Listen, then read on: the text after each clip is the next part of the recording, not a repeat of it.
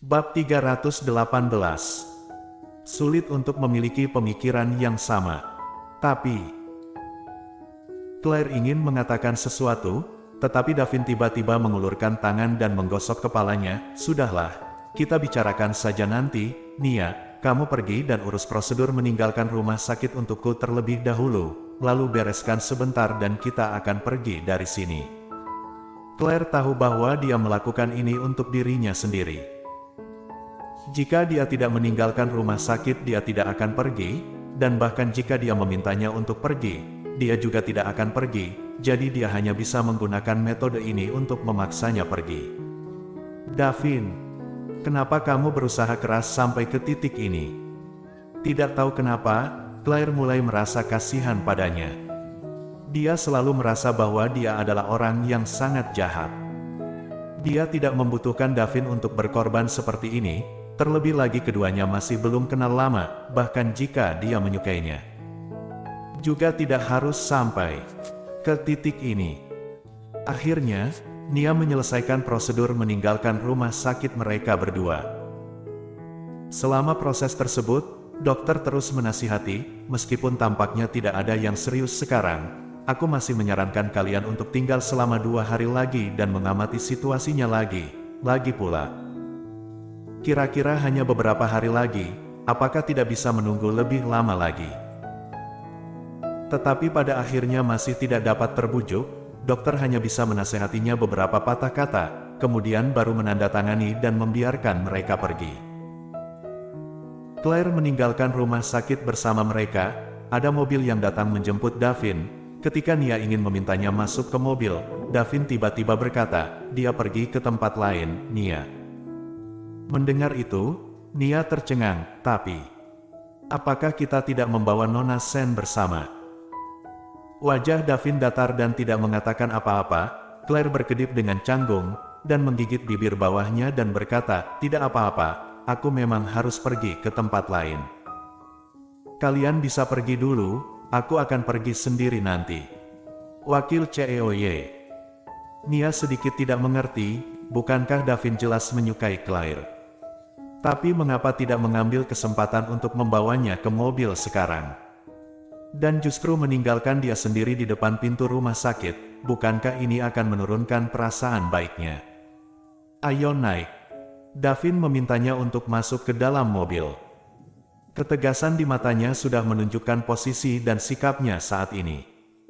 Tidak ada cara lain, Nia harus masuk ke dalam mobil. Setelah Claire melihat pintu mobil tertutup, dia melambai pada mereka. Dia tidak marah karena dia tahu apa yang sebenarnya dipikirkan Davin, dan dia sangat berterima kasih padanya. Setelah mobil melaju pergi, Claire melihat pemandangan di kejauhan, dan baru saja akan melangkah, dia mendengar suara lembut. Claire. Suara manis yang familiar itu meneriakkan Claire dan membuatnya tercengang. Kemudian dia menoleh dan melihat Gita berdiri di seberang jalan. Dia berdiri di sana dengan menggendong tas di punggungnya.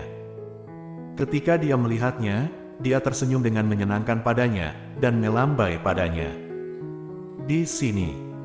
Claire tercengang, menatap kosong ke arah Gita di seberang jalan. Tidak heran Davin bisa pergi dengan mudah, ternyata. Dia sudah menyiapkan segalanya untuknya sejak awal. Ponselnya mati selama 2 hari, dan 2 hari ini dia belum menghubungi siapapun. Gita sama sekali tidak mengetahui apa yang terjadi, dan sekarang di saat ini, dia bisa muncul di sini, itu berarti Davin telah menyiapkan segalanya. Tanpa diduga, dia telah memikirkan segalanya sejak lama. Mata Claire memerah, dia ingin berjalan ke sana, tetapi Gita tiba-tiba berteriak padanya, kamu berdiri di sana dan jangan bergerak. Aku di sini untuk mencarimu. Kemudian Gita berjalan mengelilingi kendaraan sepanjang jalan, dia berlari dengan cepat ke arah Claire, dan menyodorkan sebuah tas ke tangannya. Nah, ini adalah barangmu. Claire mengambilnya dan melihatnya, dan menyadari bahwa tas itu miliknya. Ini, kenapa bisa ada di tempatmu? Menurutmu? Gita memutar matanya padanya. Apakah kamu babi? Kamu bahkan tidak terkejut kalau aku bisa berada di sini. Kamu masih tidak bisa memikirkan bagaimana tas ini bisa ada di tempatku. Benar juga. Dia tidak menyangka bahwa setelah Claire mengambil tas itu dan terdiam beberapa saat. Ayo pergi, setelah 2 hari di rumah sakit, kamu tampak kurus, dan bahkan ada luka di sudut mulutmu. Pulang ke tempatku, aku akan membeli daging untuk membuatkanmu sup. Claire sangat tersentuh, dan ikut pulang dengannya. Setelah kembali ke rumah, Gita benar-benar membuat sup untuknya. Sebenarnya, dia tinggal di rumah sakit dalam 2 hari terakhir. Makanan yang dia makan juga adalah makanan yang dibuat oleh Ibu Nia, jadi dia tidak diperlakukan dengan buruk. Sebaliknya, dia justru dapat merasakan perasaan di rumah. Tetapi setelah meminum sup Gita, ada perasaan yang lain lagi. Urusanmu. Wakil CEOY sudah memberitahuku. Gita tiba-tiba berkata, dan gerakan Claire yang sedang minum sup juga ikut terhenti. Sekarang apa yang kamu pikirkan? Wakil CEOY sangat baik padamu, apakah kamu benar-benar tidak memberinya kesempatan? Atau apakah kamu ingin terus kembali ke Tuan Muda Ye? Claire tidak berbicara, tetapi tiba-tiba meletakkan mangkuk. Bagaimana jika itu kamu? Apakah kamu akan melepaskan orang yang kamu sukai? Tentu saja tidak. Gita menjawab dengan cepat, dan setelah mengatakannya dia terkejut, kemudian dia tertawa dan berkata, "Baiklah, aku mengerti, tidak sulit untuk menyukai seseorang di dunia ini, tetapi bagian yang sulit adalah memiliki pemikiran yang sama.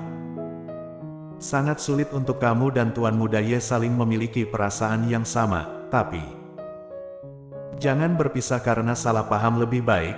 Nanti aku akan menemanimu untuk menemui Tuan Muda Ye, dan jelaskan padanya." "Iya."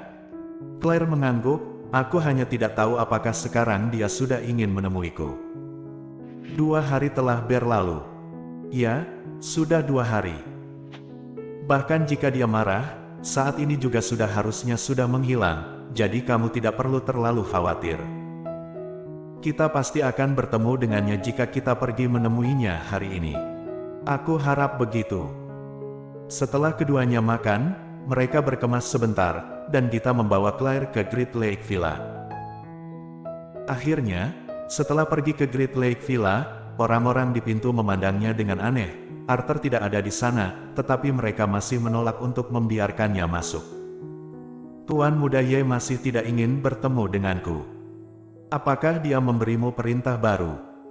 Salah satu berkata dengan lemah, "Sudah memerintahkan." "Perintah baru? Perintah apa?" Tuan Muda Ye. Anda bukan lagi nyonya muda kami. Jika Anda datang lagi, dia meminta kami mengusirmu." Mendengar itu, wajah Claire menjadi pucat dalam sekejap, dan bibirnya sedikit bergetar. "Kamu, apakah yang kamu katakan itu benar?"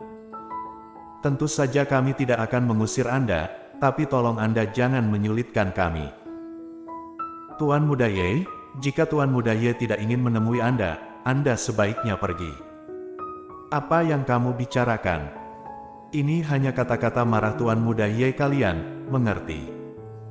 Jika dia benar-benar tidak peduli dengan nyonya muda kalian, bagaimana dia bisa memberimu perintah baru berulang-ulang? Tapi dia bisa mengatakan ini berulang-ulang.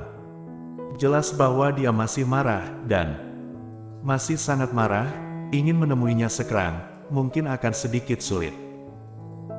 Gita menopang dagunya, melakukan gerakan seperti berpikir, tiba-tiba bertanya, "Apakah Tuan Muda Ye ada di dalam sekarang? Atau sudah keluar?"